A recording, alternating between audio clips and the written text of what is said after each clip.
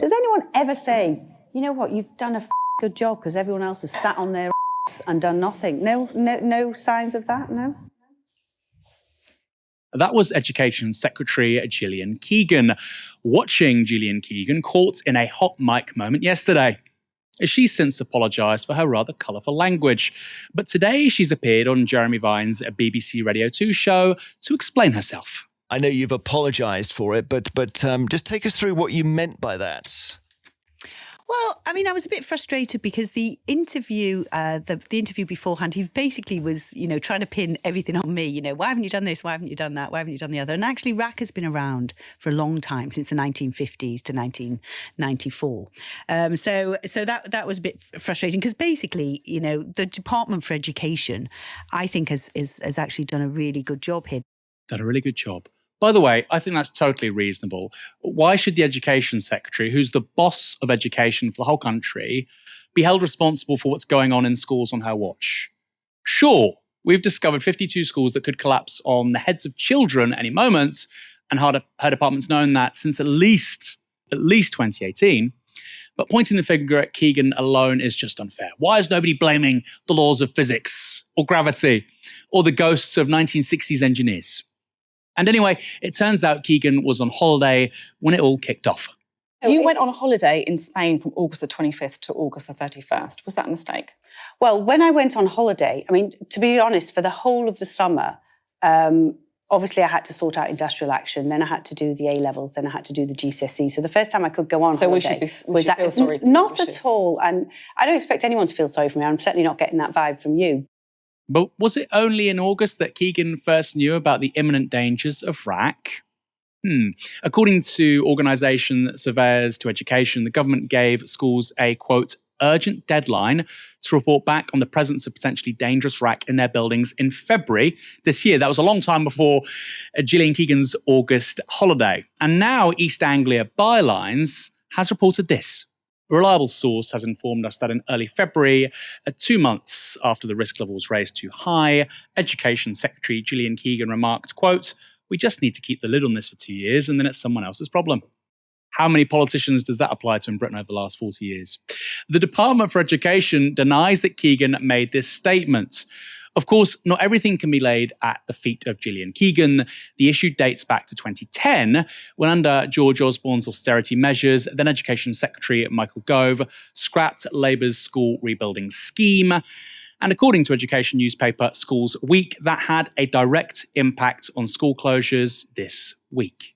They found that 11 schools that would have been rebuilt under the Labour programme are now closed due to RAC. 6 of those schools are in Essex alone, an area hard hit by the crisis. The Tories replaced Labour's school rebuilding programme with its own much smaller priority building programme. But 10 of the 11 schools that have failed to be selected for a rebuild in the last 13 years, and 1 has only very recently been chosen. Even if it's her own party's history in government that puts Keegan in the position she's in now, her responses show a serious misjudgment of the public mood.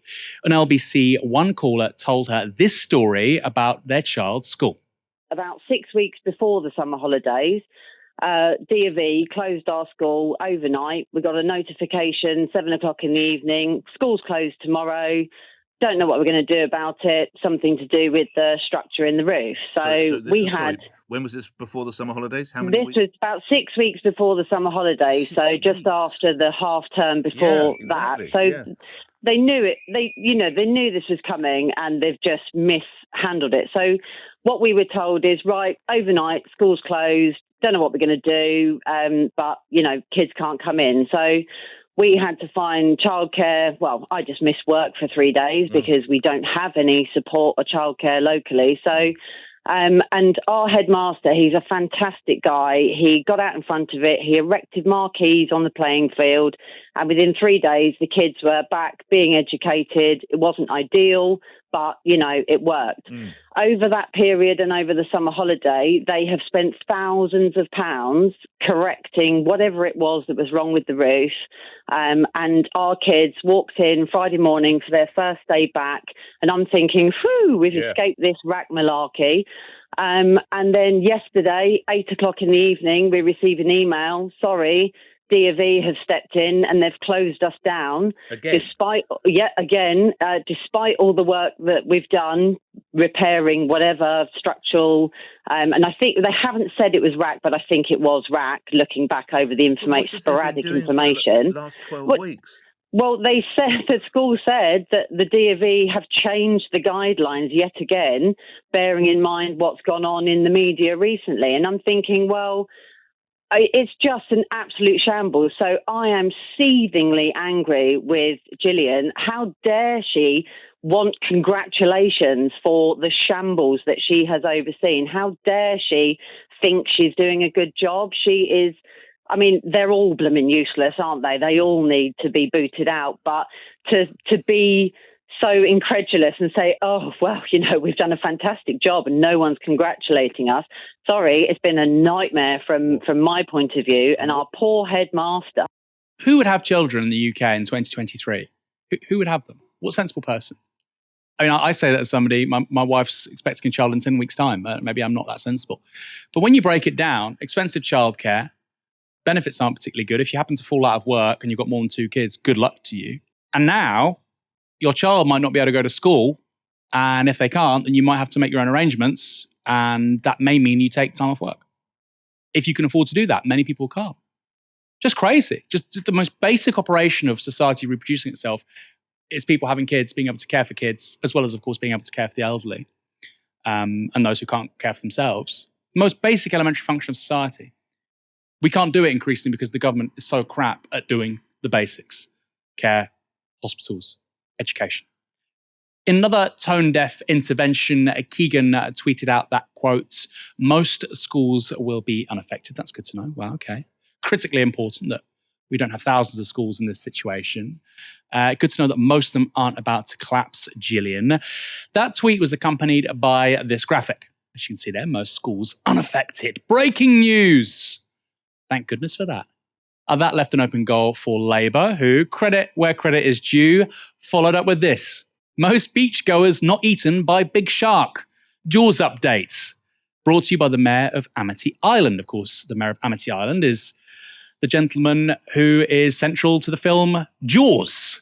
The inference there being that Jaws isn't really a problem because most people aren't being eaten by sharks. It's kind of reasonable point to make. Dan, what do you make of all this with regards to, again, not just the failure here, obviously dozens of schools being closed, but then the follow-up and how that looks politically. I don't like to use the word optics, but let's use it. The political optics of the follow-up with Gillian Keegan at its heart.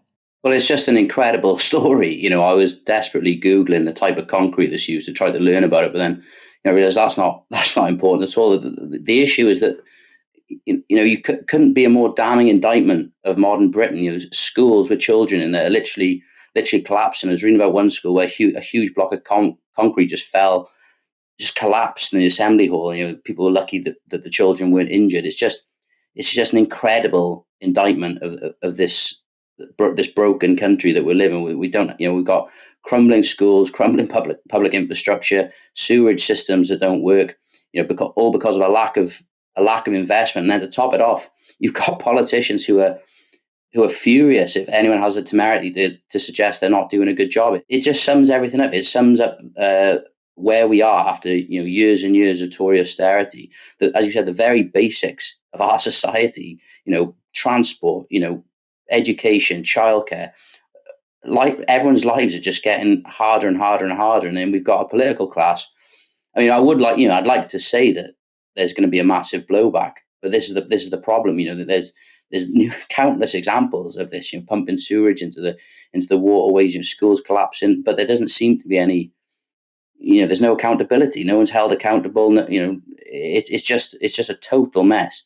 And do you think with Gillian Keegan, her tone, do you think they've given up? I mean, that's how it comes across to me partly. I think, you know, she probably isn't that politically ambitious, so I need to look out for my own hide and make a good impression here because, you know, I might be a more senior member of the cabinet in 18 months' time. I suspect she isn't thinking that because there won't be a Tory government. What's your read on this? Has the feel of the Conservative front bench changed a bit? Yeah, well, that quote about, you know, let's hold on, it won't be our problem anymore. It's just, you know, they're saying the quiet bit out loud. As you said, over the years, over the centuries, you know, how many politicians will have said that, you know, you'd imagine almost all of them. But yeah, there is an element of defeatism sometimes when you look at these Tories. I mean, and if you're a cynic, you could argue that they're quite happy to spend 4 years, in the wilderness and let Labour inherit this atrocious mess that the Tories have created. And we know that the Labour Party plans aren't particularly ambitious, as you said, fixing schools on a smaller scale. And yeah, for people like Keegan, but also for a lot of these Tory politicians, I mean, they can get more lucrative jobs in the private sector. So yeah, as soon as they feel some heat, I'm sure a lot of them just think, well, I'm out of here. I'll go and do some consultancy for a bit, and then I'll come back.